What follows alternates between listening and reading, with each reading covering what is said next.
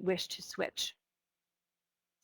So now, without further ado, we'll be getting into the first component of today's event. So now, as you've seen, all of you in the description of the event, we're presenting it in two parts today. So as we often do, we've asked an expert to come in and help us get the conversation started by providing a brief presentation, laying out the important concepts, the nature of the problem, some relevant research. And in this case, we're very happy to have with us and fortunate to have with us Professor Alistair Ager, who's the director of the Institute for International Health and Development at QMU in Edinburgh. That's Queen Margaret University in Edinburgh, and also Professor of Population and Family Health at the Mailman School of Public Health at Columbia University in New York.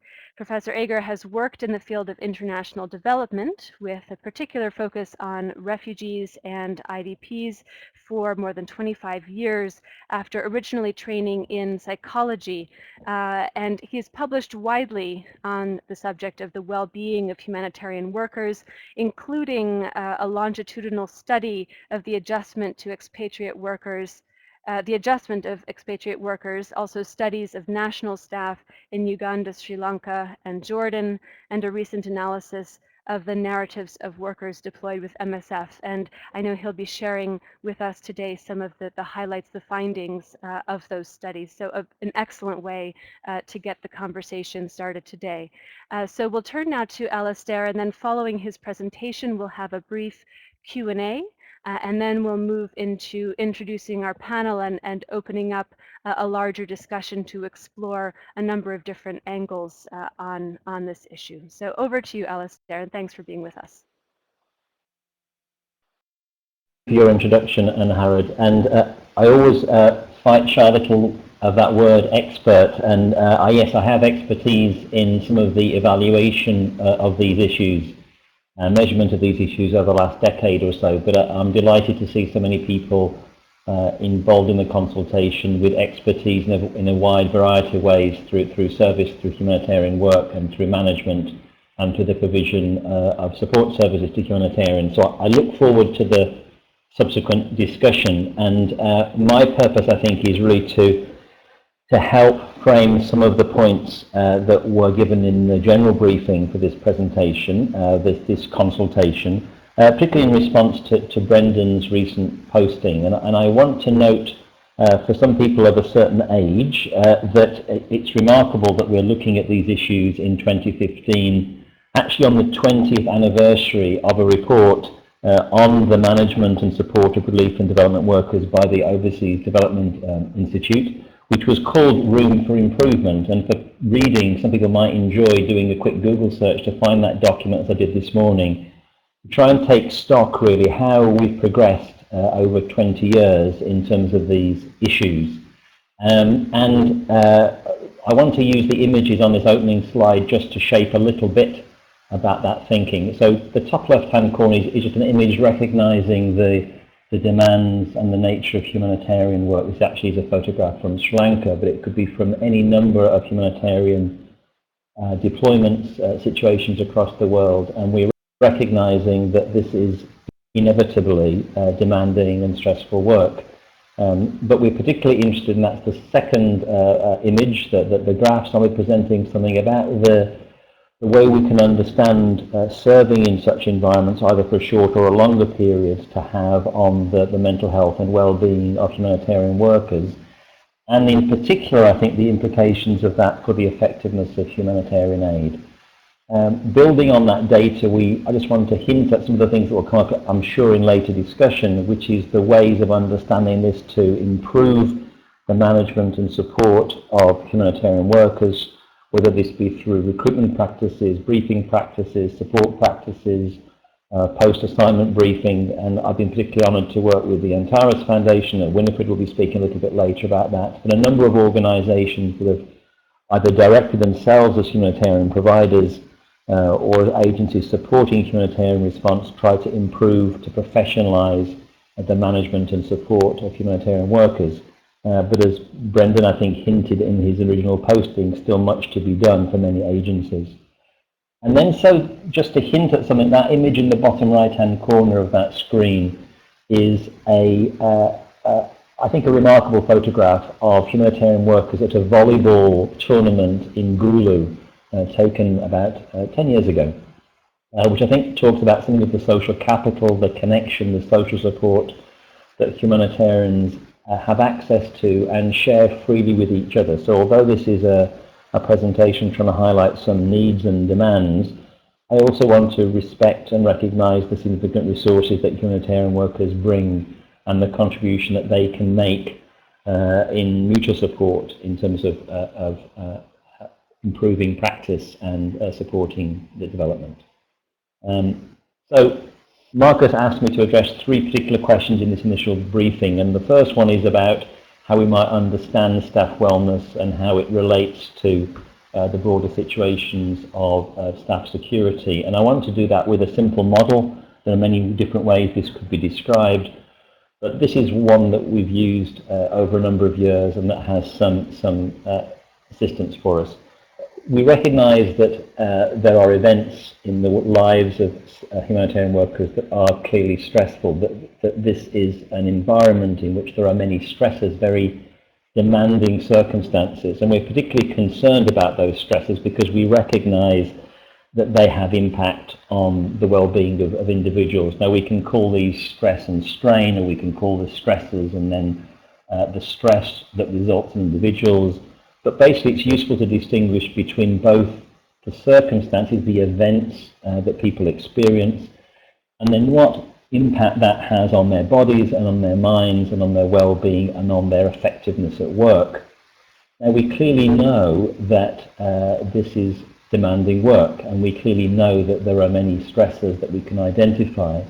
But what we also recognise is that this is not a straightforward cause and effect, that this simple line between stresses and stress, we know that there are many things that can affect that relationship, and we've been involved in work that I'll be describing a little later to help understand the various mechanisms that might operate between being in a stressful environment and actually moderating the effects that has on individuals and on the workplace.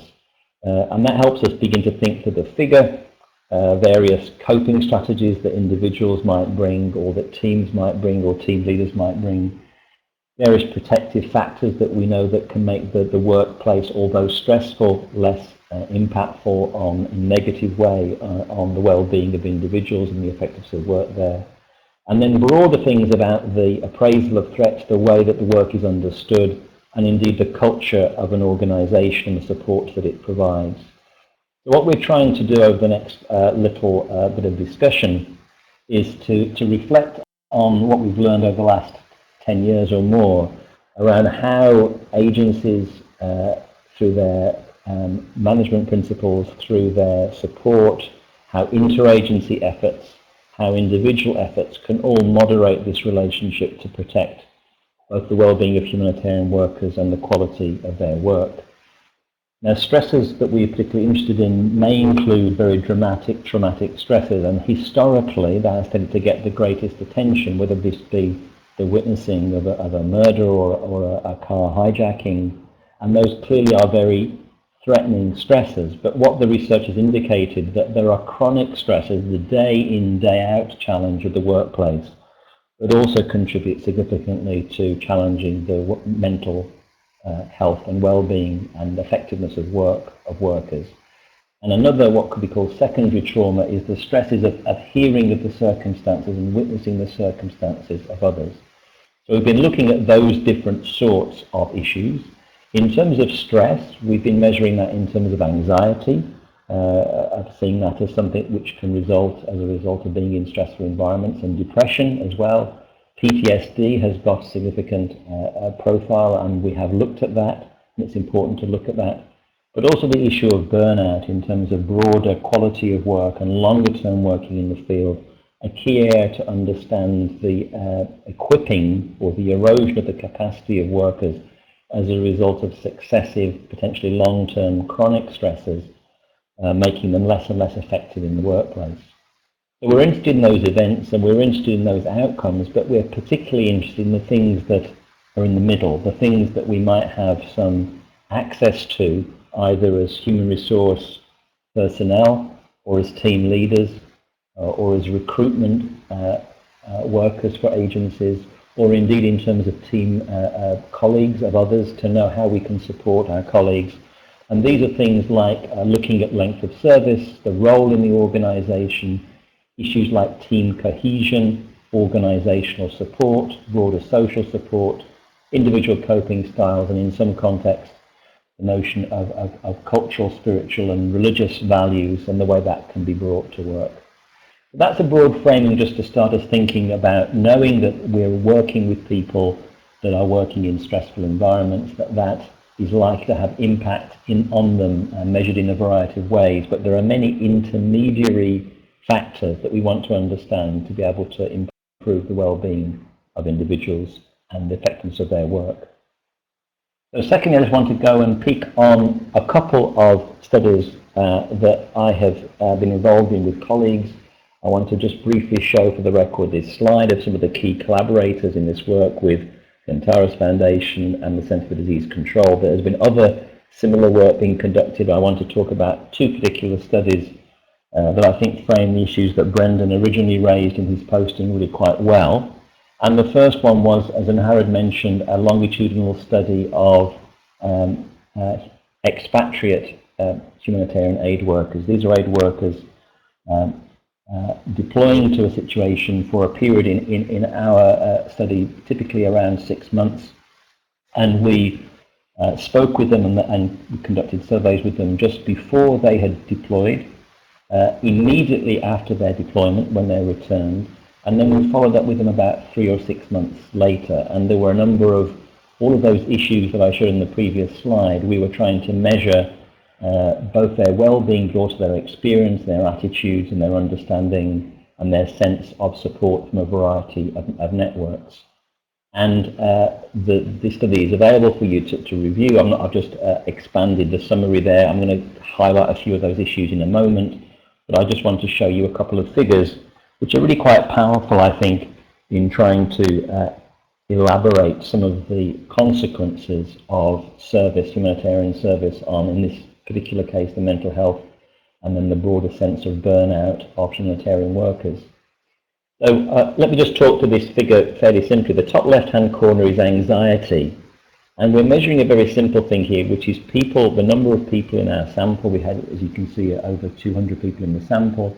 But the number of people in the sample that at different times were reporting so many anxiety symptoms that it really would be concerning that that was likely to impact on their functioning. So at baseline, which is green, that top left-hand corner, a relatively small number of individuals were reporting high levels of anxiety.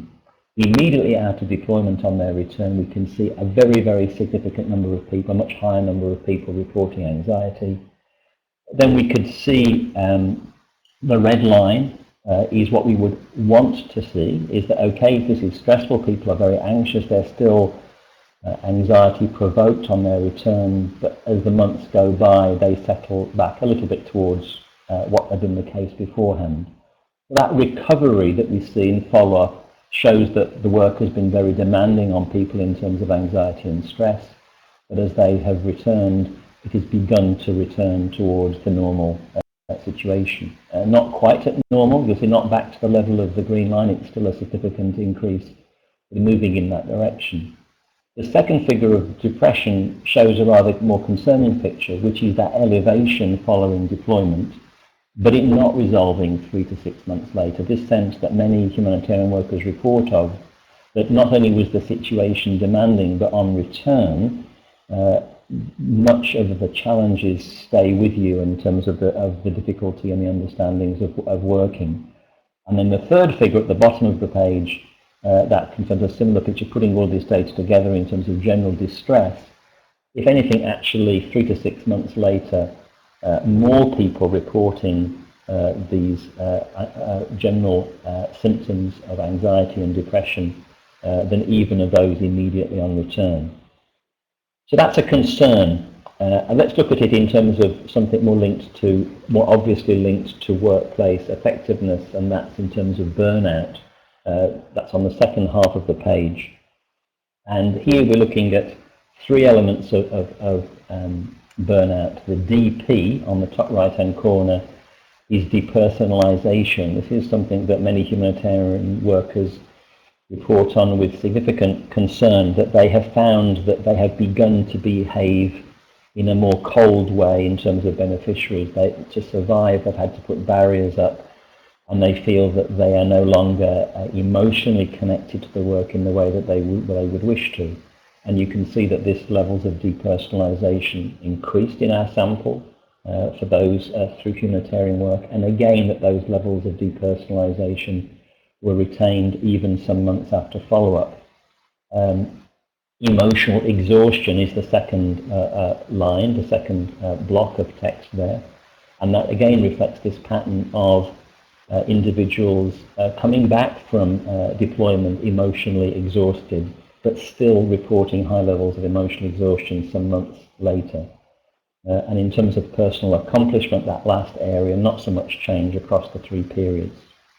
So I want to suggest that this provides sound scientific backup for what many humanitarian workers talk of, which is of the challenging and transformational nature of humanitarian deployment, which results inevitably in significant stress within the field, within the time of deployment, but much of that remaining with you either on return or indeed on now a subsequent deployment, with obvious impacts in terms of, for example, that burnout data in terms of the quality of work on a subsequent deployment.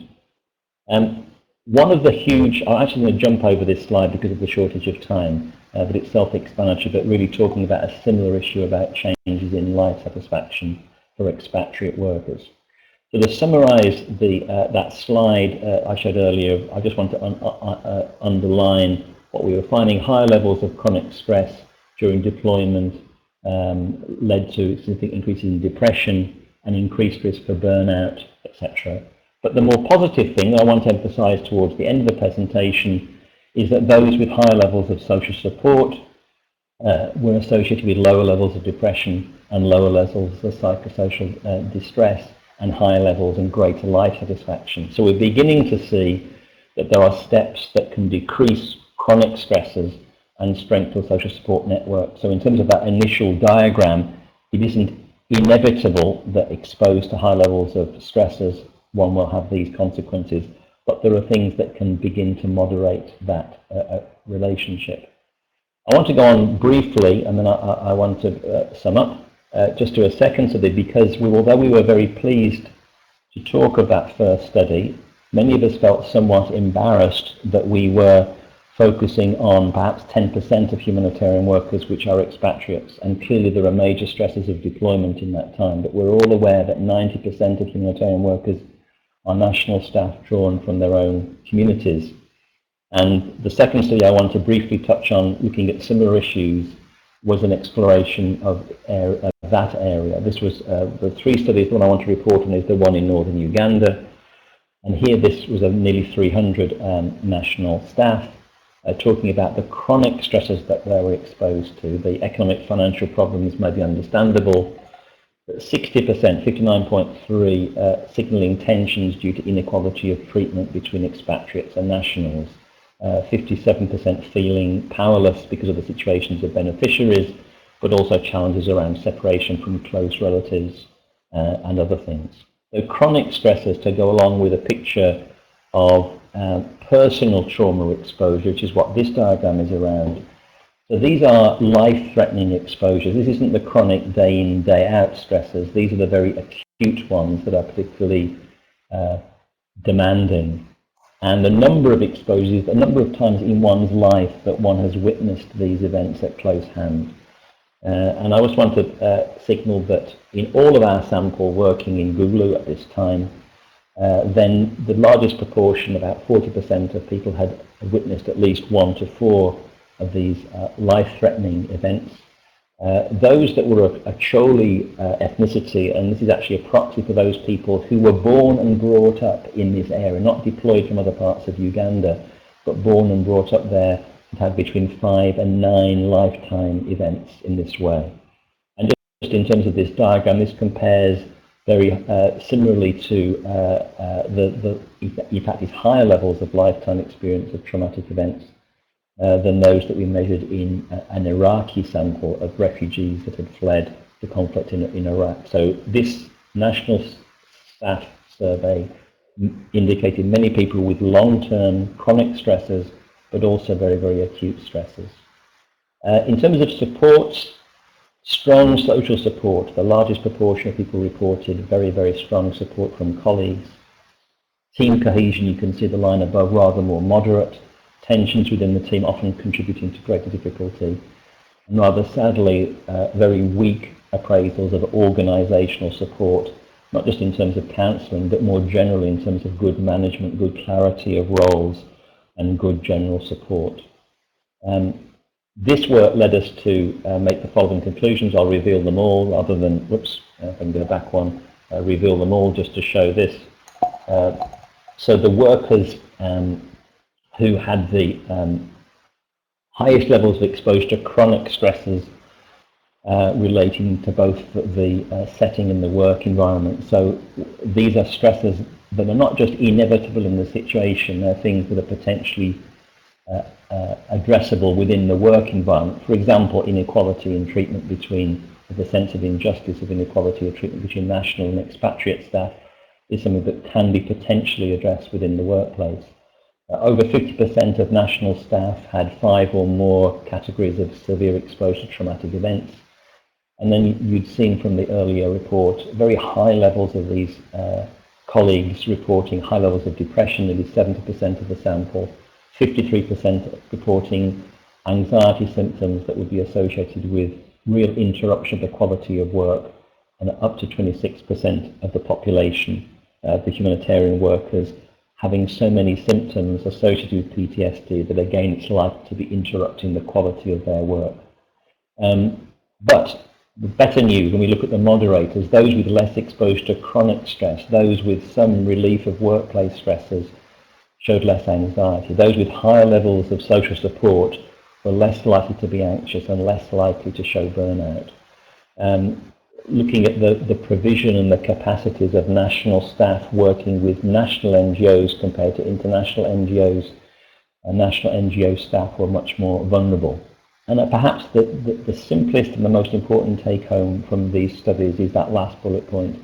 Stronger team cohesion, something within the grasp of effective team management, good leadership, was associated strongly with a lower risk of burnout. So many of these factors may be seen as challenging to address, but some of them are clearly within the remit of effective organizational management. I want to close just by touching on something that I think the discussion panel will inevitably explore is, well, why has the humanitarian system not responded to this sort of data or this sort of experience that is now backed up by this sort of data more effectively over the last 20 years? I want to suggest 3 areas that have been posited. One, all of which I think, as you can see from the foot of the table, I think are now being eroded as a justifiable base for lack of action. One is the structure of humanitarian work, short-term contracts, insecure funding, and the challenges in really having a sustained understanding of duty of care to humanitarian workers that may be on 3-month or 6-month or 1-year contracts rather than in continuous employment with organizations. I think increasingly that is not an acceptable basis for not understanding organizational commitments over the short term, which often do extend to a longer term, and ways of organizing response and support for humanitarian workers who may deploy with different agencies over a different period of time, but within a coordinated approach can access longer term supports. The second bullet point is the prevailing culture of humanitarianism, and I was struck by, in Howard's notes covering this seminar, almost sort of having to emphasize that this is an issue not because humanitarian workers are selfish and concerned for themselves, but because this has implications for their beneficiaries. And it's that sense of humanitarian organizations having to show such impact on beneficiaries that resources dedicated to delivery, which basically means resources dedicated to supporting humanitarian workers themselves, almost has been seen as a luxury rather than an inevitable part of the work of an effective organisation. And I think that's changing, and the work around the way that humanitarian workers can self-organise, can jointly organise, and can come together, I think he's now challenging both the culture within organisations, which can see good staff care as a luxury rather than as a necessity, and indeed challenge donors to see that their obligations to support humanitarian workers in the longer term is part of their being able to sustain quality of interaction over the long term. And finally, the lack of evidence that, well, is this not just anecdotal? And I think we're beginning to be able to mobilise evidence that this is a serious challenge to the effectiveness of humanitarian work through eroding the capacities and the well-being and the general capability of humanitarian workers that are a precious asset that have been trained and supported, and to support them effectively in their work is something that is a requirement. So I hope that raises some issues for further discussion. Marcus has signalled that you're very free to download that PowerPoint, and please follow up on the references that are marked there, and I hope that's helpful for subsequent discussion. Excellent. Thank you very much, Alastair, for getting us started with that presentation. And we have a couple of questions for you. So following just directly on your presentation, a couple of brief questions, and then we'll be moving into a wider discussion. But first, for Alastair, we had a question from Yael, who was wondering if in your research in this area and your experience in this area, speaking with the different actors involved and looking into the resources available, have you found any information, any useful information regarding the budgets that humanitarian organizations are currently putting toward this kind of staff support? So when we're talking about resources being put into this area, have you found any work that's being done to look into the actual budget percentage that's going towards staff support? Second question is from Anne. Anne is wondering, is there a generally accepted definition of burnout?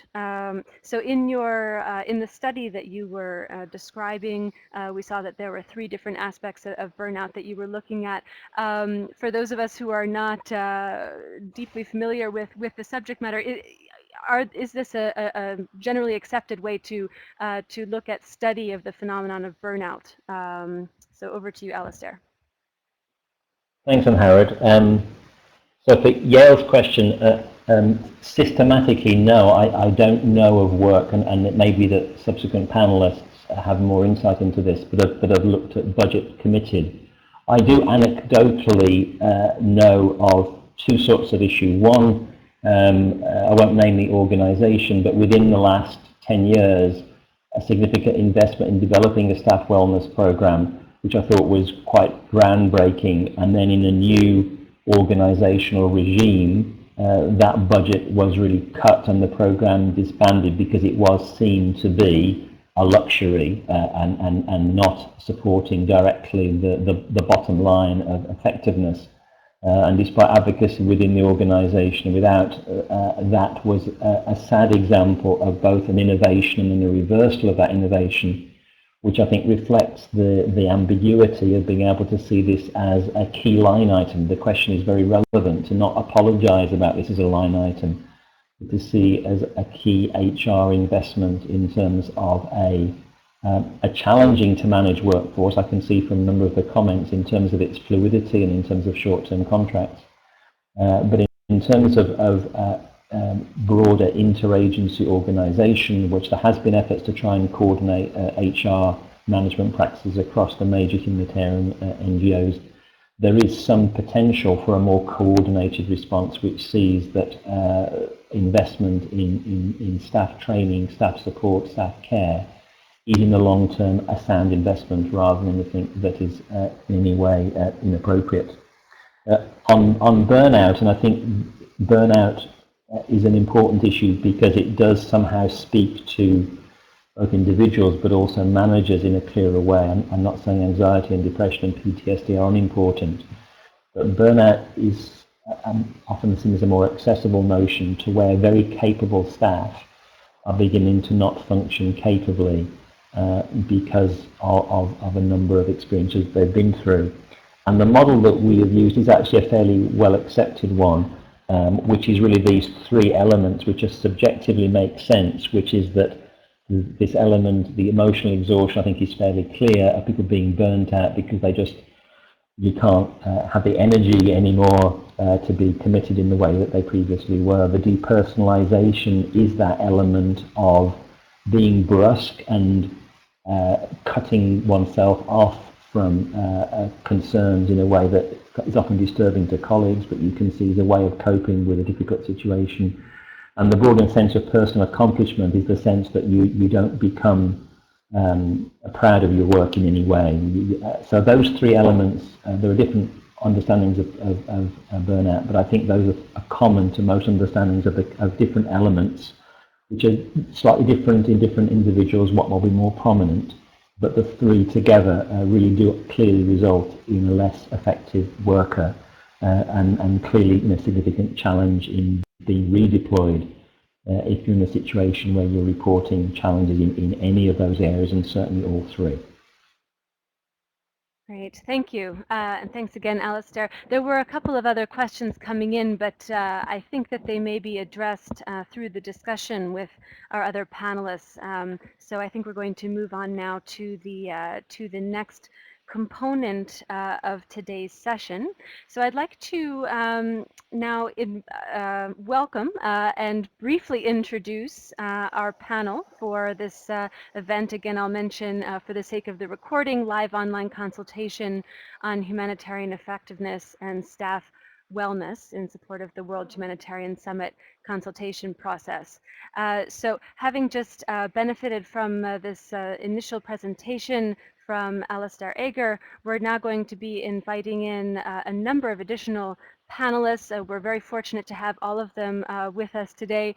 For those of you who have joined us for events in the past, you know we are not normally having such a large panel, but there are so many different angles and so many important different aspects to the discussion today that we felt it would be important to make an exception and have a different kind of more informal discussion for today's event, weaving together a number of different threads. So we're very pleased to have with us the following individuals who will join Alistair on the panel. So first to introduce Nilawati Bahar, who's currently the HR Director for the Aga Khan Foundation in Afghanistan. Nilawati has also been a member of PHAP for several years, and we're really pleased she could join us for today's event. We're also delighted to welcome Anne Willem Bijleveld, who's currently serving as the chairman of the Sergio Vieira de Mello Foundation. Anne Willem has more than 35 years of humanitarian experience, including 31 years with UNHCR in a number of different locations across Central Europe, Southeast Asia, also in Pakistan and in Africa. A warm welcome to you, Anne Willem. We're also very happy to have with us Christoph Hensch, who's currently serving as Delegate HR Partner with the Australian Red Cross. I should mention Christoph has also been a member of PHAP for several years, an active member at that. Christoph was formerly with the ICRC as a delegate for many years in a number of countries, and in 2007 was recognized for his outstanding service with the Henri Dunant Medal. So very glad to have you with us today, Christoph. And then Brendan MacDonald, already I think well known to many of you, had written a very interesting blog post and circulated an important petition on this subject and really inspired the production of today's event. So we're really pleased to have him with us live for the discussion. Brendan is currently serving as Chief of the Resource Mobilization Support Section with OCHA here in Geneva, and he's held a variety of postings, primarily with OCHA, but also with a couple of other organizations over the last 16 years, including in North Korea, Libya, Sri Lanka, Jordan, Iraq, and in headquarters locations. Next, really delighted to have with us Alessandra Pigny, who's currently a visiting research fellow in the Institute for Ethics, Law and Armed Conflict at the University of Oxford. Alessandra's research focuses on aid workers' welfare, particularly the subject of burnout. And I can see Alessandra has shared a link to some of her work, so thank you for that, Alessandra, in the chat. She also previously served as a clinical psychologist for several years with Médecins Sans Frontières, MSF. Also very pleased to welcome today Zara Rizvi, who's a livelihoods, cash transfers, response and recovery expert, and has responded to a number of major crises in the past 10 years, really across a number of different kinds of contexts, responding to the Asian tsunami, the Haiti earthquake, Pakistan floods, and most recently the Syrian refugee crisis.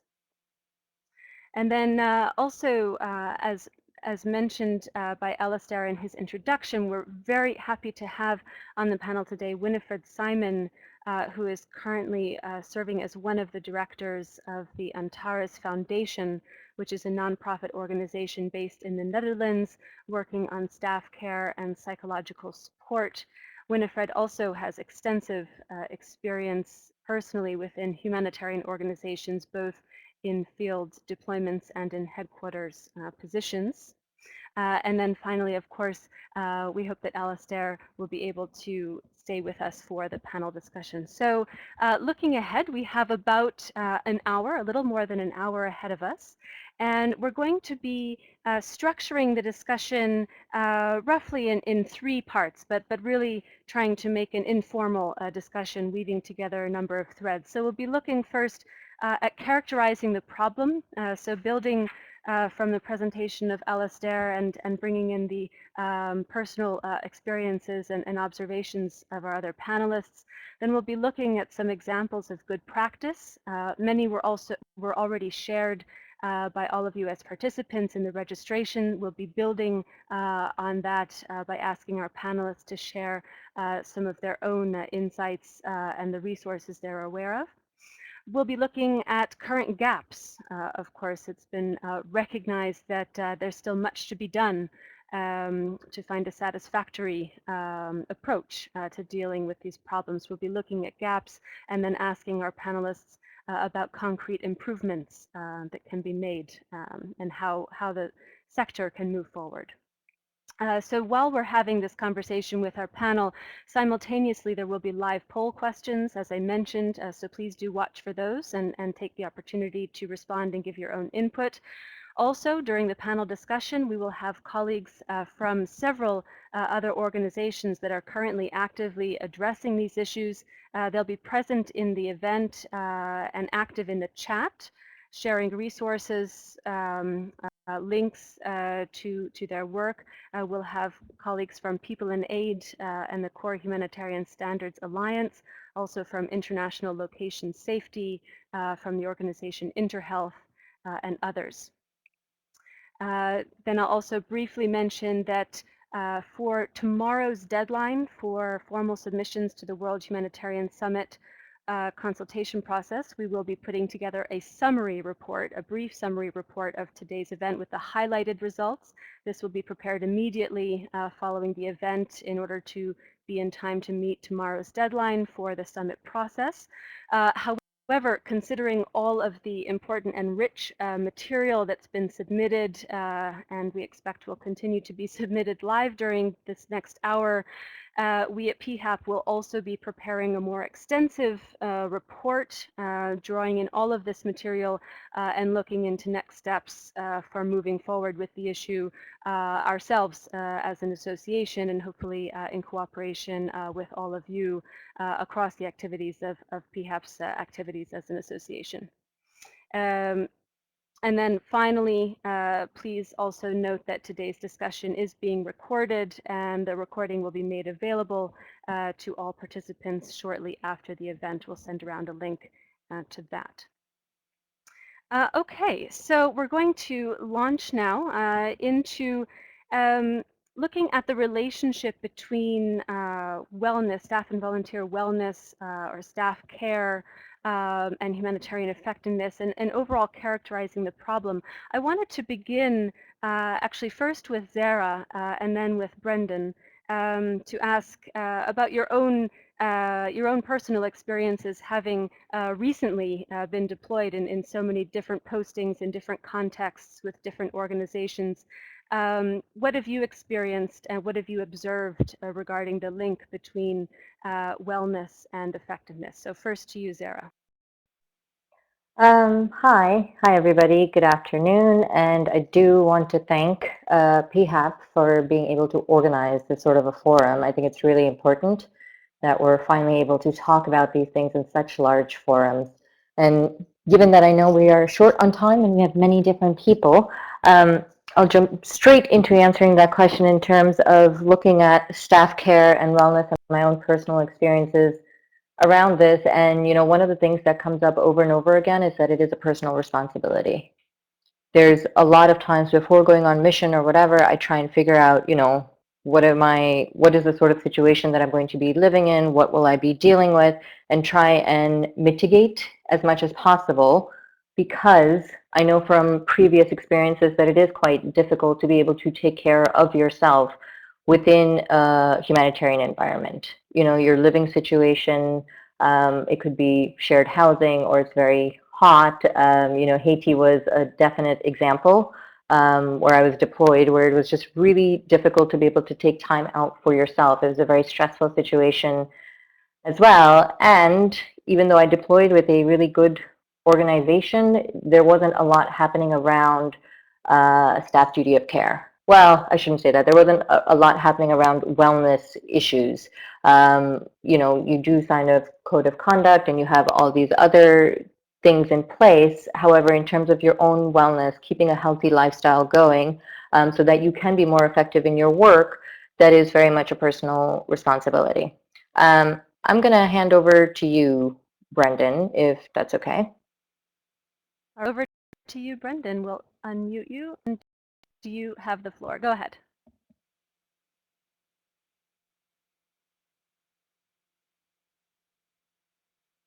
Oh, sorry, we have a minor problem. Brendan, we're just going to quickly come and fix the mic.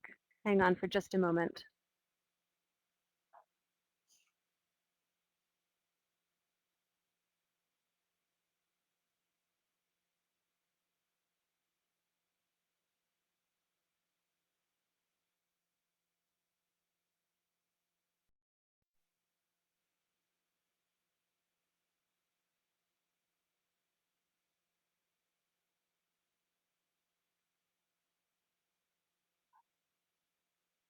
Okay, so we're going to come back to Brendan in just a moment, but in the meantime, I would like to move on to Christoph, if I may.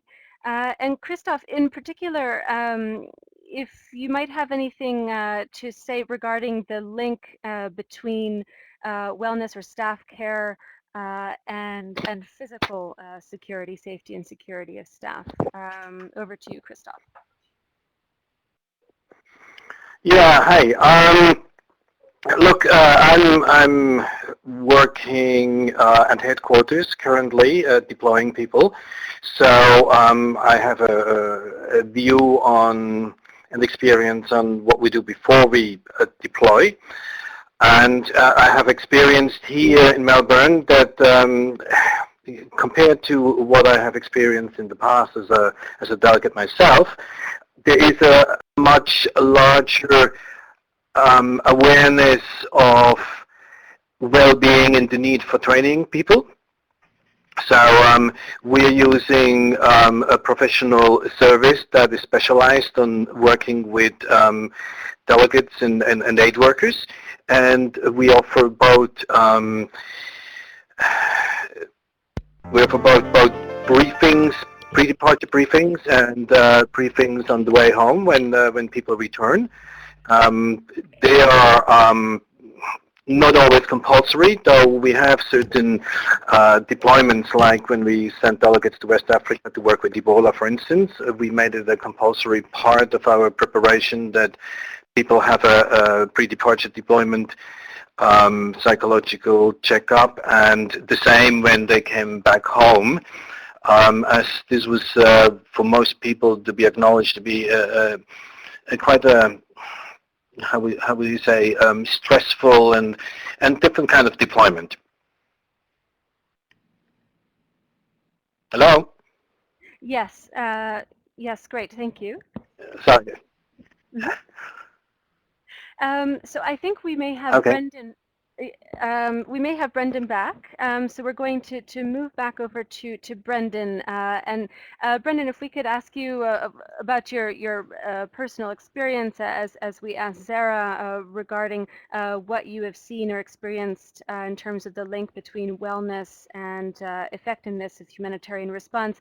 But also, if you wouldn't mind providing us, for those who haven't seen it, providing a brief introduction to the petition that you circulated and explaining your motivation or what triggered you to do so. Okay, thanks. To start with the petition, this came about after I wrote a blog, which some of you may have seen, and that blog prompted a wonderful outpouring of support from aid workers, particularly through Facebook, that many of whom I did not know, and colleagues I had known for years, to move forward on the petition and to try and get this issue raised. But I think the real root of this came about because there was a conference in Geneva 4 or 5 weeks ago, and I happened to chat to a very good friend where over time we opened up and talked about our own personal experiences with burnout, depression, and some of the challenges we'd faced because of working in emergency contexts. And I think when I realized that more and more people had experienced what I'd experienced, that sort of gave me the courage to come out, so to speak, and talk about it much more openly. And then linking sort of to the second part of the question about the link to wellness and effectiveness, both as a manager observing my own staff in emergency contexts like Iraq, Libya, and so on, and being much more self-aware now, I know that, you know, during the Iraq operation, I was much more effective because I was able to look after myself in ways that worked for me. And that actually was the result of actually being burnt out at the end of 2013, early 2014, after doing, you know, back-to-back surge jobs in very stressful situations. And I just want to pick up one other point, though, that I think was touched on earlier. I think the biggest factor, though, that affecting the wellness of staff, and certainly for wellness of me, isn't so much the critical incident, although that's important. It's really the organizational culture. So yes, you can look after yourself, and that's a personal responsibility. But if you're working in an organizational culture which works against those things that Alistair talked about with social cohesion and motivation and personal achievement, then it's very, very hard to maintain your wellness and effectiveness in the field. Great, thank you, Brendan. I just wanted to check back with Christoph because I'm concerned that we may have cut you off prematurely, and I just wanted to see if you had anything else that you would like to come in on, particularly regarding the link between wellness and effectiveness and any cases that you may have witnessed in your own work. Look, my field experience dates back a few years now, but I definitely remember well several incidents where I actually have experienced people under stress, medical personnel who were in the middle of a procedure and had to leave the procedure because of shelling, for instance, happening outside. I've experienced how, for instance, the misuse of alcohol has influenced and impacted work environments in terms of working, teamwork, in terms of sharing information, and sometimes in terms of even maintenance of tools, equipment, and vehicles.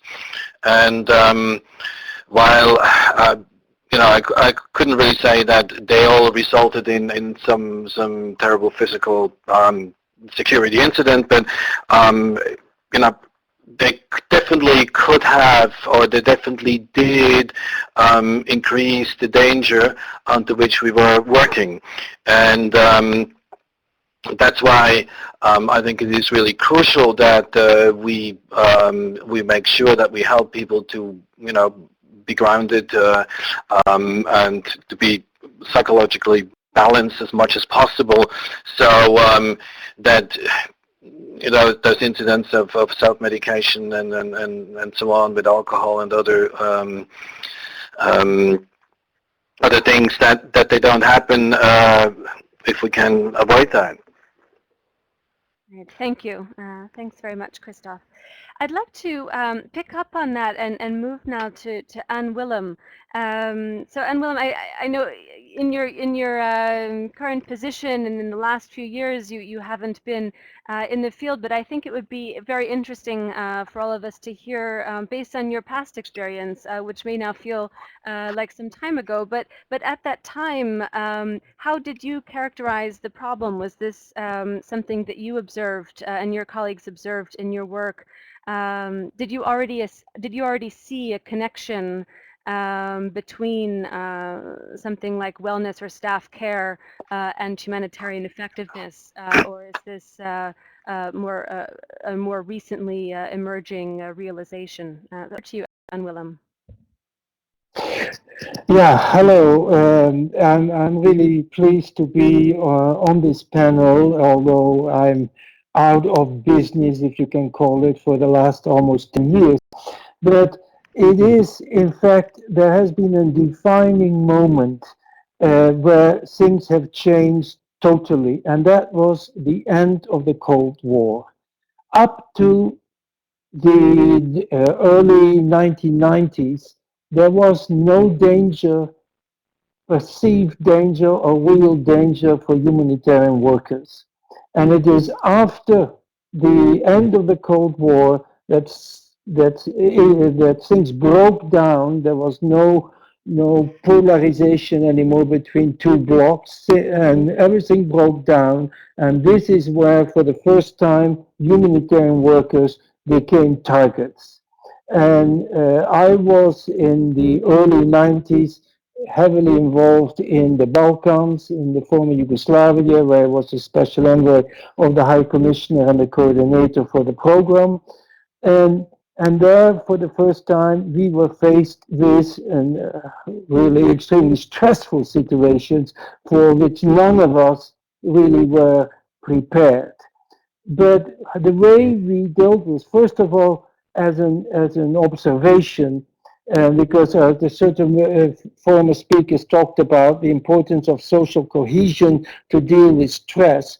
In my observation, the social cohesion was strongest at the front of a crisis. The moment you move away a little bit from the crisis and you get into sort of headquarters or larger office situations and bureaucracy comes in, that's where the social cohesion goes down. And while at the front of the crisis, it's very open and people can support each other pretty well. But at the same time, you have to, and we did look out for signals. And one of the signals was, especially when in a dangerous situation, when people start to take risks. That was often a moment that you say, hey, this person is taking too many risks. He doesn't relate anymore to the reality. We have to take him out. And I had, at the time, being a contact in UNHCR headquarters with a staff welfare section, and there was a psychologist, and I would call that person, and basically, when we had decided that a person was taking too many risks, we would convince them to go on holidays, and I would approach and make sure that that person during their holidays would meet with a psychologist from UNHCR in order to get a professional debriefing.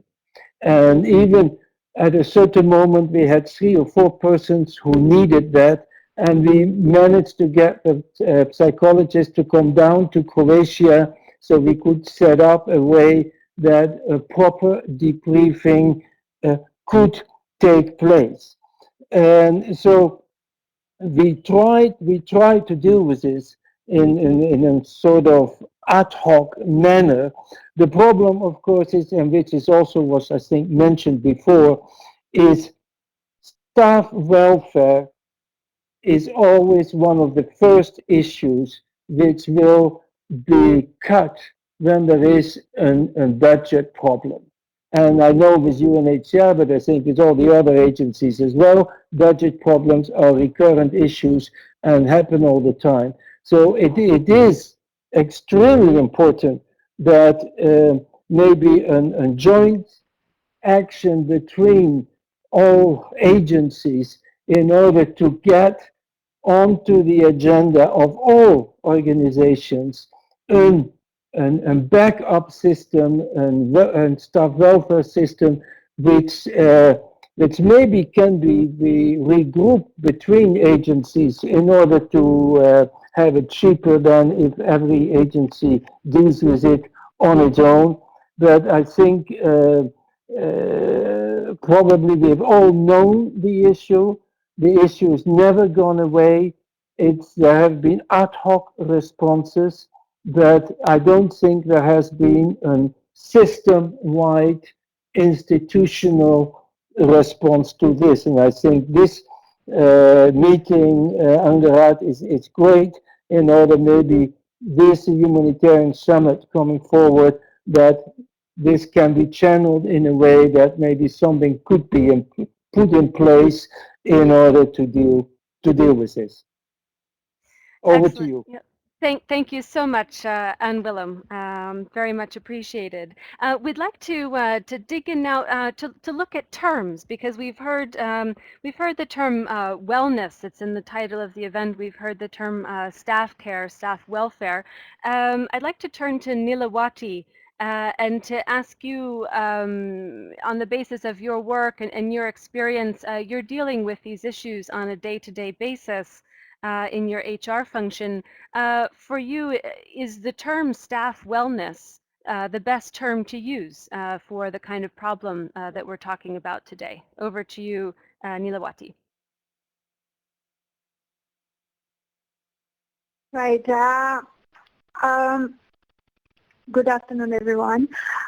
I would prefer to use the term of duty of care in our context because if we limited ourselves to welfare and well-being or wellness, we are focused on improving health status of our employees to make them physically, mentally healthy and being productive. But in this humanitarian context, we need to really create an enabling and self-working environment for our staff, which means we are not only providing facility, but we also protecting them from risk and hazard and potential harmful situations and environment to them when they are performing their duty, which include make sure that they don't harm themselves and involve in or change their good lifestyle to worse lifestyle because of the stressful situation or working environment or because of threat to them while they're performing their duty. So it's beyond facilitating, really taking care of what any changes, being supportive and protective, and being there when needed. Yeah. Excellent. Thank you so much for that. And I'd actually like to turn, if I can, with the same question or similar question to Winifred. But a technical note, Winifred, it appears from our end that your microphone may have been turned off. So I don't know if you've got something on your device there where you can try to turn your microphone back on in. Okay, there you are. Great. So over to you, Winifred, regarding the term wellness and how we're characterizing the problem at hand. Well, I was thinking about this issue. I think we would like to look at it in terms of staff support and then obviously also staff care. And the way we see it is that this should not be focused on the individual only. We would like to have it done in a systematic, systems-oriented way, so that it would involve, the whole organization. And that would involve being inclusive. So if we talk about staff, we're not only talking about international or expatriate staff or the local or regional staff that are in higher positions, but all staff working within the mission. So this inclusiveness is very important. And then we would like to advocate for an approach that is collaborative, so that is based on an understanding of needs and resources on all sides.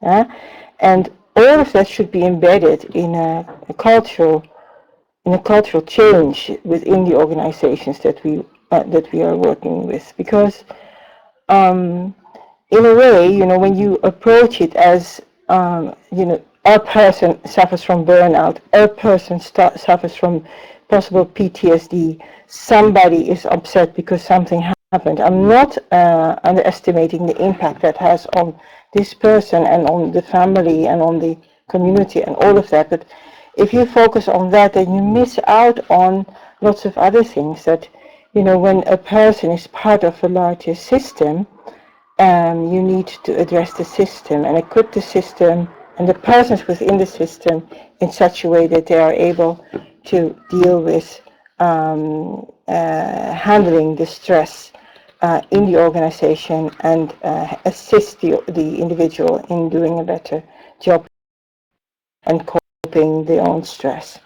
So all of this, I think, we would prefer actually staff support and staff care, because the term well-being, well, that is for different group, it has a different meaning, and it's also it's far away from where we are now. So I would say, a bit more practically, a focus should be on this of support, and not only psychological support, but also management support and development. I think Alistair was talking about issues around leadership, good management, issues around team building, and then Christoph was also talking about on the safety security impact. So if you work in very unsafe, insecure surroundings, then of course it will have an impact on the stress levels. But if stress levels are very high, even because of organizational problems or organizational issues or bad management or neglect or lack of trust in teams, then that will have an impact on decision-making processes and on judgment. So that will have an impact on safety security. So you see, so it's if you ask me what do you think about staff well-being as a term, I think it's a nice term, but we would approach it slightly differently. Excellent. Thanks so much, Winifred, for those important points, and we'll be building on that now with this with a poll to our participants, and hope that they'll all be weighing in as well on this characterization of the problem. We'd like to turn now to Alessandra and invite her into the conversation, particularly picking up on the issue that's been raised now in multiple interventions, looking at international versus national staff, and to ask you, Alessandra, what do you see as the main differences in terms of need, in terms of appropriate response, the availability of required resources, and so on, simply the nature of the problem between international and national staff? Yes, hi. It's great to be here and have this conversation and this consultation. I think, well, first of all, the answer is not easy, and is not like there's no one size fits all. We cannot say, oh, this is a policy for national staff, then we have the policy for international staff. And I think what's really important is to first of all, understand people's needs and the resources that they have, both for national and international staff, and really build on the resources that individuals and organizations and communities have. But one of my concerns is that as much as it's really important to see the different needs that national staff and international staff may have, and there are some different needs, but there are also some similarities. I think if we start separating the two groups and drawing up policies for one group and policies for the other, we're actually ending up sort of radicalizing a divide that is part of the problem. So I don't really have an answer for organizations. I don't have an answer to say, well, this is what you need to do, and then things will be easier. You'll be able to take care of your national stuff and your international stuff. I think one of the things that we really need to look at is this divide as well, which causes a lot of stress, and it's maybe really looking at power issues, which are something that do cause a lot of this stress on, particularly on national staff. Great, thanks so much, Alessandra. So one more point then in this first section regarding characterizing the problem and looking at different aspects, I'd like to come back to Zara just quickly to pick up on a point. It was briefly mentioned by Alastair in his presentation, but looking at particularly the impact on women. And Sarah, I know that you've written on this subject quite extensively on your blog, and I wonder if you could come in to share some of your observations on the particular impact on women. Thank you. Thanks, thanks for that, Anharad. Yeah, I co-founded and co-curate a blog called Women in Aid with another aid worker, Fiona Davidson, and the issues that we keep seeing that come up, there's two recurring themes that keep coming up in discussions. We have a LinkedIn group as well that's women only, but the blog is open for everybody. And one of the problems that come around in terms of staff care and wellness, or if you want to call it staff support, specific to women, is around children, or being able to have children or plan for children or maintain a relationship. And I think these are really important things to think about. I mean, it's not talking about like chronic stress and looking at burnout in the same case. And I'm actually somebody who, I like the term duty of care, but I really think we should be talking about wellness because it is a much broader topic, and a healthier lifestyle or just having a work-life balance is an important aspect of this. And within this aspect, you have just a lot of women really sort of worried about or talking about the fact that they get passed up for assignments because they are either pregnant or have children, or there is not sufficient support in place for them to be able to maintain having families. The other big issue that comes up, and I'm not saying, by the way, it is not that it is only women specific in terms of maintaining a family or relationship, but it seems that women disproportionately seem to be dealing with these sorts of issues. The other issue that women disproportionately seem to be dealing with is everyday sexism or sexual harassment and sexual violence. And the same buzz that we're seeing around Brendan's article, there's whole entire section, not entire section, but there's a post in the Guardian now around sexual violence or sexual harassment, and women aid workers actually talking about it. And this does decrease your effectiveness as a humanitarian if you are constantly worried about your own safety and security, or if you're dealing with harassment at this level. And it's something I've experienced myself, but then we've also heard about this a lot from different women, either on the blog or in our closed group that we have on LinkedIn. So these are the sorts of issues that, we keep hearing about, keep seeing coming up. I've been writing about this, or we've been seeing people write about this on the blog for the last 2 years or so. And again, it's really great to see that it is coming up, that it is something that needs to be addressed. It is something we need to be talking about. Support for maintaining or having relationships and children, not or, but also talking about sexual harassment, and that this is it's a big problem, and it is something that many, many women are very uncomfortable talking about. Thank you. Great, thank you very much, Sarah. And I'd also like to thank Catherine for the question she just submitted, asking if the panel can share some concrete examples of good practice that are being pursued within the sector, and whether there's any positive trend in organizational responsibility on this issue. This is indeed where we're moving to next, so very well timed. And I'd like to turn with this question, asking for examples, concrete examples of good practice. First to Christoph. Christoph, I know you began to elaborate on some of the examples that you are involved in and you're aware of, but perhaps to elaborate a bit more than to Alastair, if you have anything to add following your presentation, and then to Alessandra, Nilawati, and Winifred. So first to Christoph. One moment, we're just unmuting your mic. Okay, you have the floor, Christoph. Over to you. All right, thank you.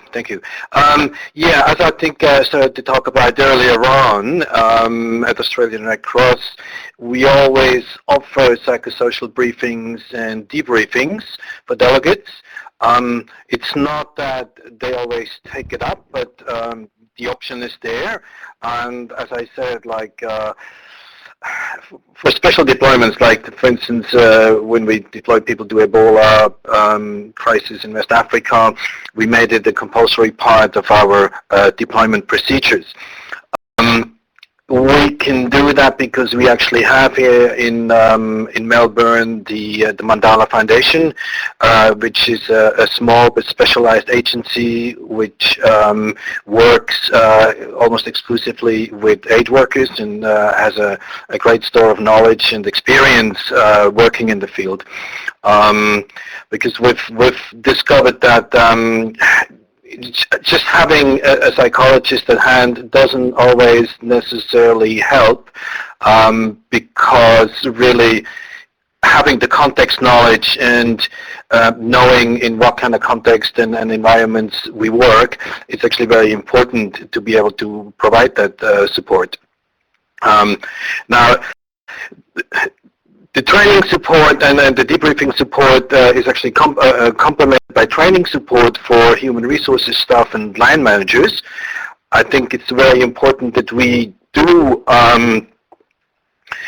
improve our own capacity at headquarters and as line managers, as remote managers sometimes, to actually effectively support delegates in the field. We also do complement that with an increasing number of deployments of psychosocial support. Now, psychosocial delegates, they often have two functions, but one of them is certainly always also providing a hands-on support for staff in the field, and this will include both international staff and national staff. And so, you know, and I can definitely see that at least where I'm working, from my perspective and point of view, there is an increased organizational awareness of the importance of mental and emotional well-being, and I definitely will keep on working on pushing that further and making sure that you know, I lobby for budgets to be put aside to train both staff members and the delegates which we're deploying. Great, thanks so much. That's me. Great, excellent. Thank you for that. And now we'll move to Alastair. Alastair, first of all, thanks so much for jumping in and answering questions in writing in the Q&A and the chat. Hugely appreciated when we have so many different threads going on. But I wanted to give you the floor to see if you have any concrete examples that you'd like to bring in at this point. Sorry, just a moment. We're okay. You have the floor, Alistair.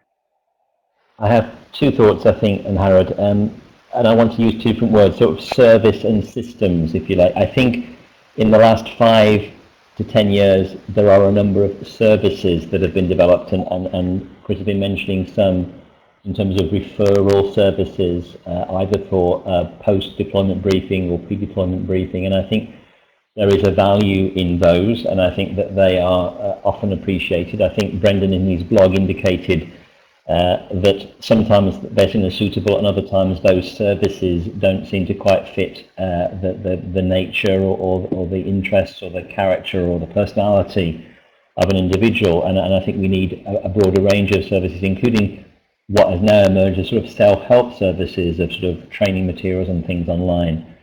But I want to pick up on Winifred's point really, which is that I think, to be honest, and this reflects the discussion in the chat, that is always somehow a response to a problem, and that can be very helpful. But the more systemic type of best practice, I think, is much more important, which links this much more as a symptom of broader organisational working. And I think there are a number of examples, which perhaps some of which Winifred might talk to in terms of Antares, but other organisations working to think through the way they do business and the way that they deploy humanitarian workers, and seeing this as part of that broader picture, and again reinforcing something that Brendan mentioned earlier about organisational culture and values.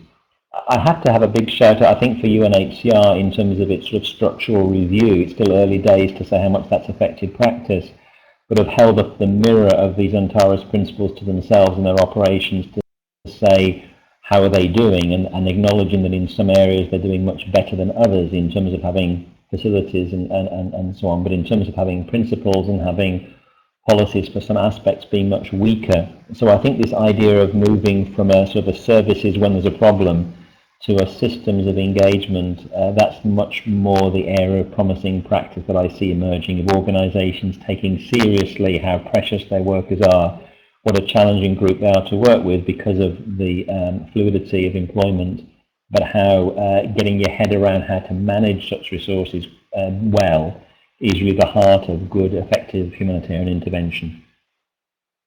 Excellent. Thank you for that, Alistair. Now I'd like to move to Alessandra. Would you have anything to add regarding concrete examples of good practice in this area?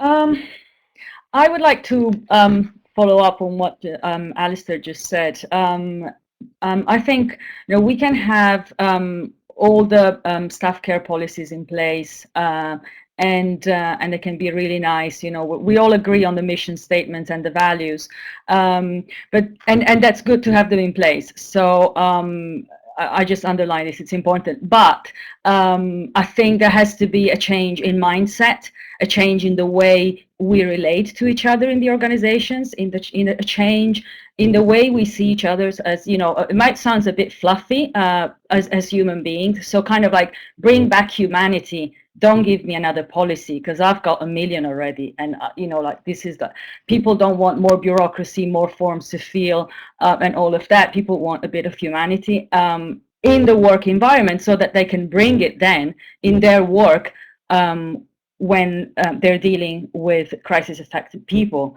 And I think there is still a big stigma around, I'm not even saying mental health, I'm just saying something that is emotional. So I think bringing back a bit of emotions in the workplace, it's bound to help everybody in headquarters, in the field. And I think maybe, some people will not like that. Some people will think that's fluffy and, we've got work to do. But actually the reality is that a good part of this work is emotional work. It's not just delivering bags of rice to people. It's also how we do this kind of work, and how we get treated in organizations is bound to have an impact on the way we then relate to people who are running away from disasters, from war, and the last thing they need is a neurotic aid worker. Excellent, excellent point, Alessandra. Thank you. And now moving next to Nilawati and then to Winifred, I'd like to to pose a related question. So still thinking about concrete examples of good practice, if you have anything to add on that. But I'd also like to ask first Nilawati and then Winifred, how do you see the division of responsibility? There have been a number of references to individual responsibility, to the responsibility of the agency, potentially even the responsibility of donors or other actors in the context of ensuring the well-being, welfare, appropriate care of humanitarian workers.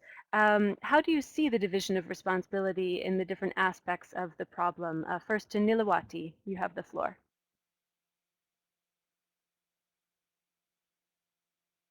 All right.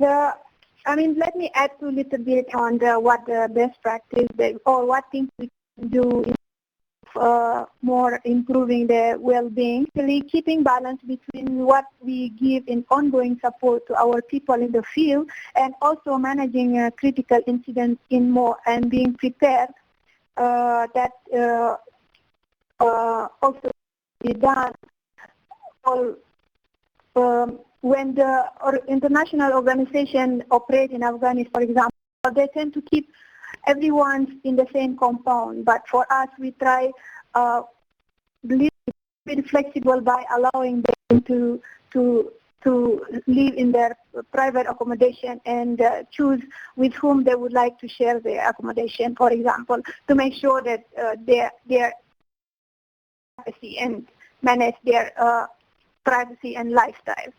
And the same way when we do manage the critical incidents, we had experience where we feel that we were not prepared and we even do not know how to give a first response to our staff who was affected by a critical incident. And we now have our own in-house counselor and train of our management or our critical incident team on how to do respond and taking care of our staff affected by trauma, for example. Now when do we go back to the sharing of actors involved in the humanitarian to make sure that we are all take part of making sure that we are taking care of our staff. Now the thing is at this moment still the individual has a tendency to ignore their well-being, not really put in the priority that you can only support others if you are in a stressful situation. And also now everybody, all of us aware that actually donors not allocated sufficient resources, not specific to well-being, even for resources. So we tend to have less people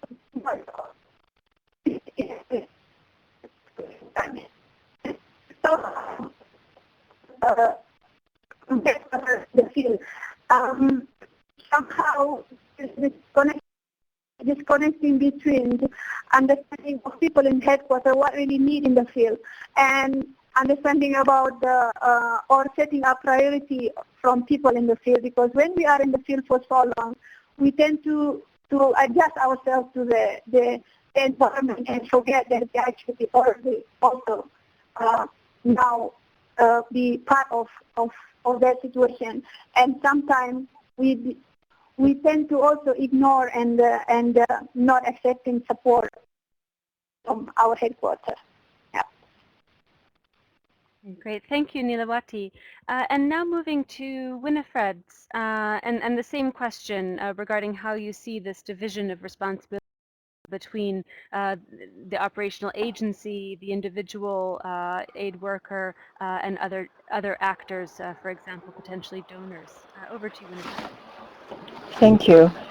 I would like to circle back to an earlier remark about policy and it not being necessary to focus a lot on developing another policy which will end up in a drawer or on a bookshelf. I was thinking that in my experience, when you ask organizations, is there a policy on staff support, staff care, staff well-being? Is there a policy on, training, supervision, building resources in relation to that? Then most of the time, I could say maybe 90% of the time, there is not.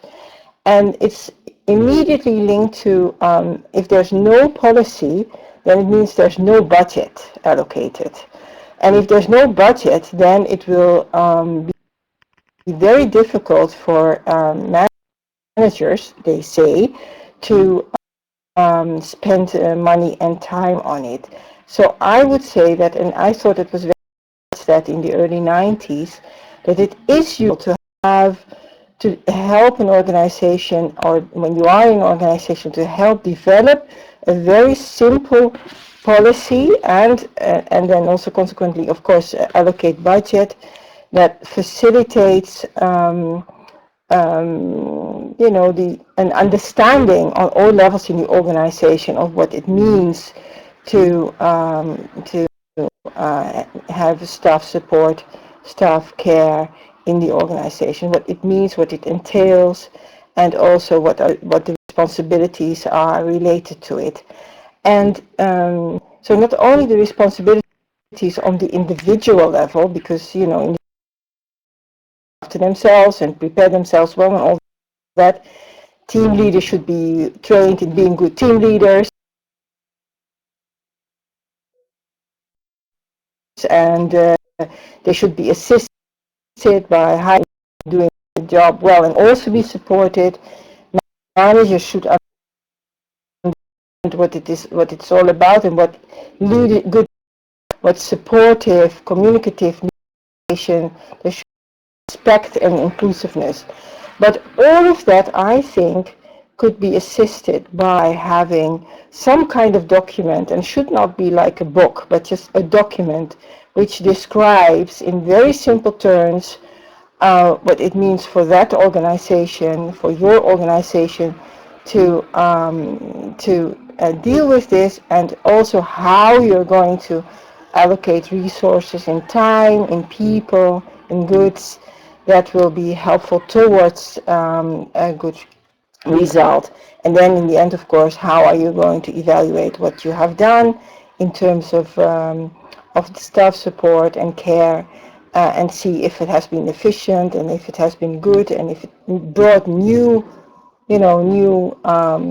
life in the organization, more emotions, you could say, more supportive emotions, and whether it should be changed, and then how you should adjust the budget related to that. Because I always feel, in lots of organizations that we enter, that because there's no policy and no thought put on paper, nothing related to it that is that has some kind of structure, some kind of true existence, that people still think it's not so much alive. It's needed but not alive, and the only policy is the "I have my door open" policy.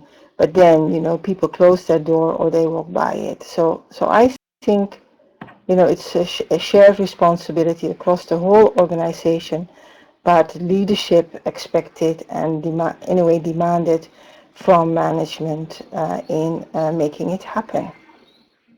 That's my opinion on it. Thank you so much, Winifred, for that. We're going to move now to the final portion of our discussion today.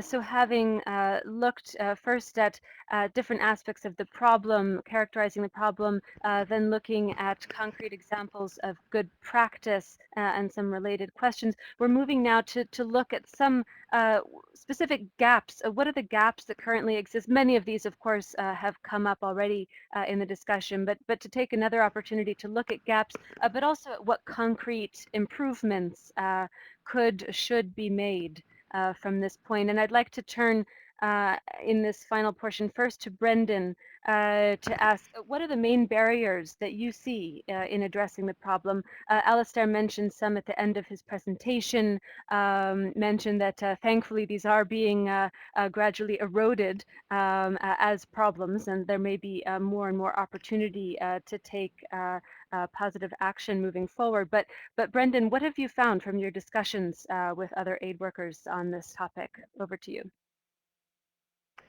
Thanks. I think if we go back and look at that sort of slide that Alistair showed at the start of all the interrelated factors that look at the issue of staff wellness and welfare, I think that the biggest issue that most of sort of my friends and colleagues talk about, the one that causes the most stress, the most anxiety for aid workers, is that organisational culture. And that organisational culture is driven by leadership. So yes, cultures can continue as leadership changes, but if you have a leader at the senior level who's committed to saying people are the most important part of my organisation, and if I look after them and keep them well and provide a safe, positive environment for them to work in, we will be better at delivering aid, which means at the end of the day, communities and people affected will be better served.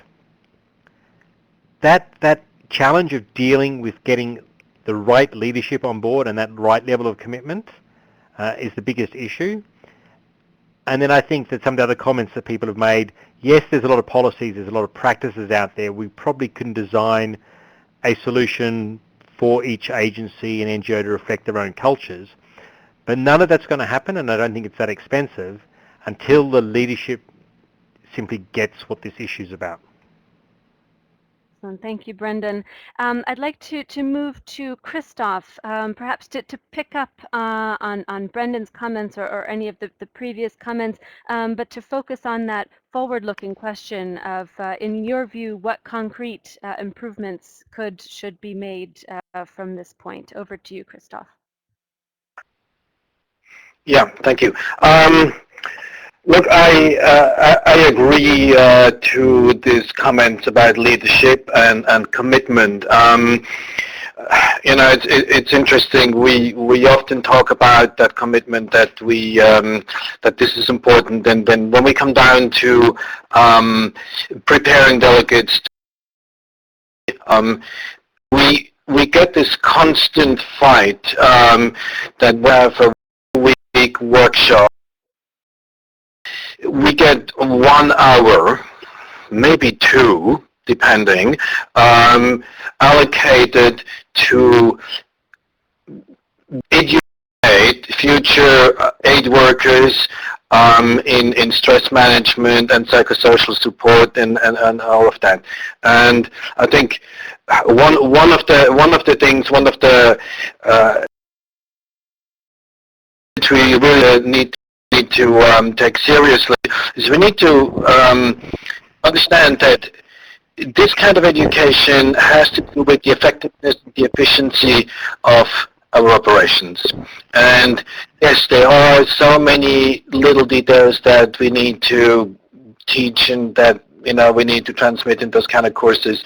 And I just think there is not enough appreciation yet for this invisible value of the well-being and the enhanced capacity of somebody who actually is psychologically grounded and strong and deploying this way into the field and is actually able to react in appropriate ways in difficult situations.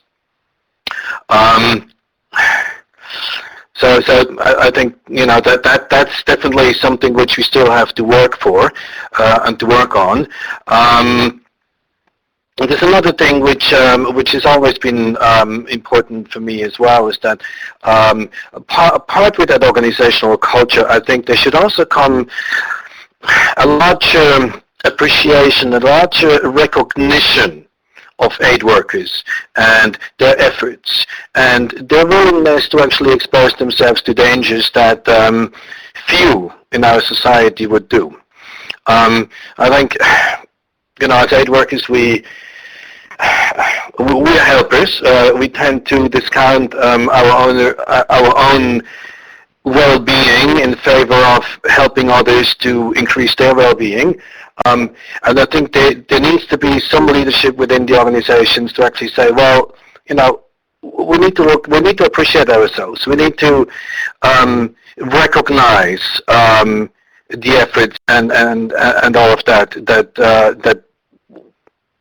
aid workers undertake. And I think that is another component which really doesn't cost much, but which I believe would increase just the grounding and the well-being of aid workers overall as well. And definitely will also raise awareness within the organization and within the organizational culture of the importance of psychosocial well-being and support. Okay. Thank you, Christoph. That's me. Thanks. Fantastic. Thank you for that. I'd like to move now to Anne Willem and to bring up an issue that I think we see coming up in the chat and has been mentioned by several in several interventions, but to make it more specific and to ask in your view and taking into account your experience and your view on the sector, and Willem, would you say that there's a need for, is there a value in a practitioner-based platform to discuss and help deal with these issues as a complement to the existing initiatives that we've heard about and the existing resources that we've heard about through today's session? Over to you. Well, yes, Angelat, I think definitely everybody is grappling basically with the same problems. So joining efforts, I think, is absolutely key. And as came out in many, the key is the leadership. And so how to reach out to that leadership that this is becoming an important issue for everybody. I think join forces, and I think PHAP could do a fantastic job here, as you have already the background, the agencies, the memberships, etc., to see how together with Brandon's proposal, how to reach out to the Humanitarian Summit and to get something tangible out of that. I think the whole issue of staff welfare is unfortunately is expensive, because you need to invest in it. And so wouldn't there be a way of joining forces between agencies, etc., in order to get a much better system whereby people who do have problems, where people who do need psychological assistance and debriefings, etc., can be helped. So in my view, it's joining forces that is going to be the most important. Excellent. Thanks so much, Anne Willem. So looking at the clock and seeing that we have about 10 minutes left, I'd like to now move to a closing portion where I hope that we can all keep in our minds these last questions regarding steps forward, what concrete improvements should be made. But I'll go through our panel one more time and ask each of our panelists if they'd like to come in. We have minute each if you have any closing remarks, and we'll go in the following order. Zara, Alastair, Nilawati, Alessandra, Christoph, Winifred, let's see, Brendan, and Anne Willem. So first we'll go to Zara, have the floor. Thank you very much. And yes, I absolutely have things to say about concrete improvements. And as a closing, the one thing I would like to make sure that everybody sort of takes away from this is that what Alessandra was talking about in terms of, enough policies, enough of all this stuff, like what is a concrete sort of step? And for me, this is very much about looking at services that aid workers themselves are providing to other aid workers. I used to be, and still sometimes do, health coaching, and my clients were humanitarians. I know that there's yoga for aid workers out there. I know that there's career coaches for aid workers out there. And these people have themselves been aid workers. And this is really, really key. Because, when you're talking to somebody, when you're out there in the field or wherever you might be, you want somebody who actually understands what you are going through and what has been happening with you. So if we can look, and there's loads of resources out there. I started a Facebook group as well, where it's aid workers who are providing services for other aid workers. So the resources are there. We just have to reach out and figure out how to sort of use the rich resource base we already have. And it's, support for aid workers by aid workers. So I'm going to go ahead and end with that one. And thank you so much for organizing this session.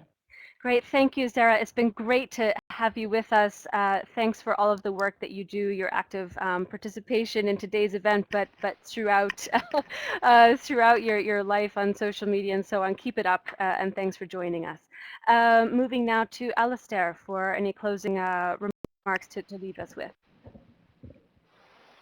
So I'm struck by the discussion in the chat about how to change the agenda, really, and I think there's two ways, and both might be appropriate, but the second is a much more radical one. The first way is about lobbying and seeing that humanitarian workers are within a hierarchy and need to influence organizations, and organizations need to influence donors, and that's a way to proceed. There's another much more radical way, which really Zara's comments point to, which is that really humanitarian workers should have the power because they have the knowledge, they have the social capital, they have the connections. And it's this notion of building on people in aid, but broader than that sort of connection towards, you might call it a guild or you might call it a union, but it's to self-organize amongst humanitarian workers to set the standards that are required, to set the nature of mutual support, to set the quality of professional standards.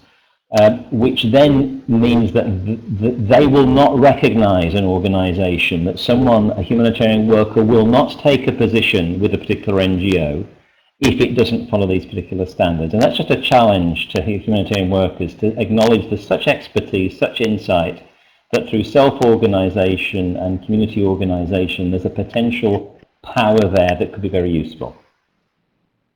Great. Thank you, Alistair, and thanks to you for your presentation and for staying with us in the panel today. Now moving to Nilawati, you have the floor for any closing remarks. Over to you. I think in terms of improving the humanitarian well-being, it should be really collective effort for all of us. So organizations like People in Aid, they have done a lot of things in terms of sharing best practice, set up some standard, and share us, especially a small organization that we know what we need, we have limited resources, and don't know where to start. So we can turn our help, ask, knock the door and ask for their help. That also, there are many organizations now start providing free services even for support for humanitarian workers. Also, the importance of peer support from us humanitarian workers to our peers. And if we are in a management leadership position, we make sure that this duty of care as a priority of our organization, and organizations start to really create an enabling environment that removes all the, or at least minimize the stressful and harmful working environment. And if we are sitting in the donor side, I think recognizing the need and the importance of well-being of humanitarian workers is not free. Some resources, the building need required, and providing somehow allocation of budget for that is very important. Yeah. Thank you, Nilawati, and thanks so much for your contributions to today's discussion. We look forward to the next time that we can collaborate together on these and related issues. I'd like to move now to Alessandra for any closing remarks. Yes, thank you. Just a couple of points. I think it's important not to make staff care into a medical issue, not to medicalize the suffering of aid workers. I think aid workers suffer because of the challenging work that they do, the work environment within the organizations that puts lots of stress on them. So I think it's a healthy response. So that's one thing, not medicalizing staff care. And the second point is making staff care more about the way we work together, really. I mean, I've said this before, and I will repeat it because I think it's crucial to create a work environment that is supportive on a day-to-day basis, not just when there is a critical incident. And so, like, the importance of peer support as well. I think that's been shown in other sectors, you know, like the military. They've done lots of studies on this, and that peer support, which is also sustained by the culture of the organization, is really important. And the last thing, I think it's really to look at, go back and look at the values of the organizations. And you know, if we're talking about participation, empowerment, sustainability, how are we applying those values within the organization with the aid workers? Great. Thank you, Alessandra, and thanks again for being with us. And we look forward to continuing to work together, I hope. And now moving to Christoph. Christoph, for closing remarks. Sure. Look, I'm always all for integrated, comprehensive. Sure. Look, I'm always for integrated, comprehensive, and holistic approaches and solutions. You know, I would take it a bit further even than Alessandra. It's not just for during the mission or during critical incidents. I think this is also a long-term issue. You know, aid workers, some aid workers need to have continued support way after their missions and assignments finish. And, you know, there's not just one solution. I think there's a large range of things that we can do. And I think one of the most important things is to keep raising awareness, and that is inside our sector as well as outside. Thank you. Thank you, Christoph, and thanks for being with us today. And now moving to Winifred. Oh, thank you. I'm thinking again about what Alistair said, that 90% of staff working in humanitarian action is local staff. And I think we should invest a lot in getting a better understanding what is helpful to all, you know, and of course looking at individual differences, of course, but if you talk about cohesion and fabric, I think creating a new ecosystem that includes all, if you talk about support, because somehow in the discussion I still feel that there's a lot of talk about coming back, support after mission, and this terminology, it kind of makes me think of international staff.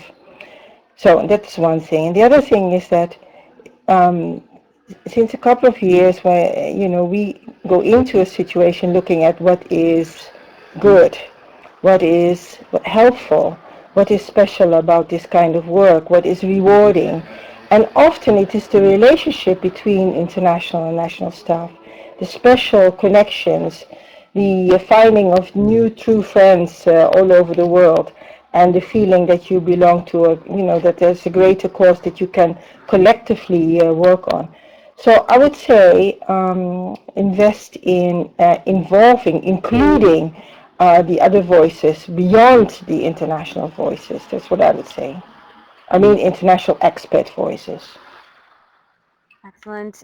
Thank you, Winifred, and thanks so much for your contribution and for your valuable work. And now turning to Brendan. Brendan, for final remarks. Thank you. One, when we talk of staff wellness, it's all-encompassing. Organisational change, leadership, removing sexual harassment, stopping bullying, security, healthcare, etc., etc. Secondly, if you haven't done so, please look at signing the petition and promoting it amongst your colleagues and friends. Thirdly, as others have already mentioned, get involved, self-organise, continue to advocate for change, because if we don't advocate for change as aid workers, no one else will do it for us. So it is up to us to change the system, and we can do it if we get organised and motivated. Great. Thanks, Brendan, and thanks so much for energizing, inspiring the conversation today. It's very much appreciated, and I think across the sector clearly gathered a lot of interest and support. So thanks for that. And now finally to Anne Willem for any closing remarks you would like to leave with us. Anne Willem, you have the floor. Thank you, Angrat.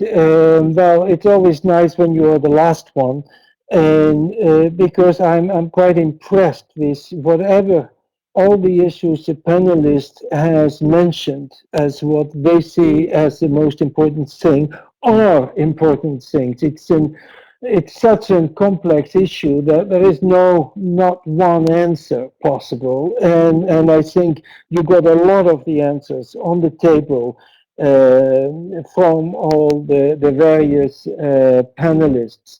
I do believe it is very important to use the Humanitarian Summit, to reach out to the leadership, to keep on hammering on the importance of staff welfare. I think that is, having been myself a senior manager, I think we need to hear that. We need to hear that constantly, and we need to be reminded to that. Just one little warning.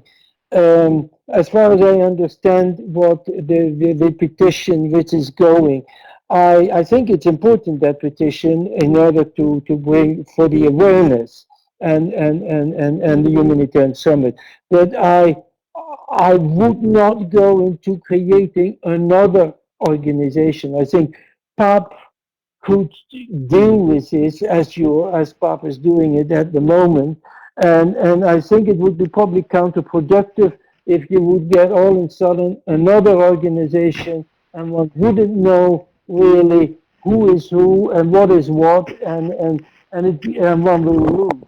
So I would say join forces, do it together, and move forward. Thank you. Great. Thank you, Anne Willem. Thanks so much for joining us today, and very well noted, I think, regarding your last remark, and welcome. So thanks so much for that. So with that, we're going to wrap up this very interesting and wide-ranging discussion. I'm really grateful to all of our panelists for being with us today.